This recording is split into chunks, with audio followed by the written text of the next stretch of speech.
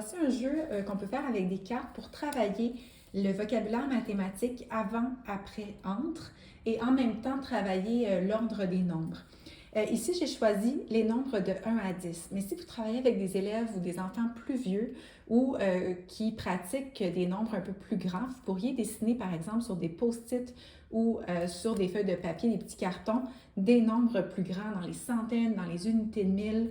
Vous pourriez vraiment varier la grandeur des nombres. Donc, je mets les cartes en ordre.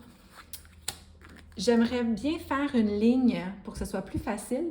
Pour les besoins de la cause, pour que ça rentre bien dans mon écran, je vais les mettre, je vais faire plusieurs rangées pour que vous voyez toutes les cartes. 5, 6, 7, 8, 9, 10. Et le jeu s'appelle « Lire dans les pensées ». Alors, je peux jouer à une, deux ou plusieurs personnes. Et il y a un des deux joueurs qui va choisir une carte dans sa tête. Il ne le dit pas aux autres joueurs. Donc, moi, je vous le dis en secret, j'ai choisi la carte 5, mais je ne l'ai pas dit aux autres joueurs. Et ensuite, les joueurs doivent poser des questions en utilisant le vocabulaire mathématique pour découvrir quelle carte est dans la tête du premier joueur. Donc, par exemple, je pourrais poser la question, est-ce que ton nombre est après 6?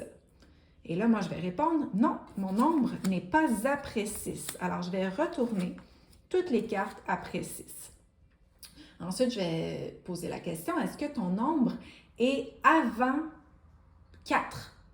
Non, mon nombre n'est pas avant 4.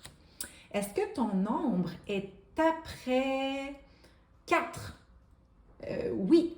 OK, mon nombre est après 4. Ça veut dire que je peux retourner le 4.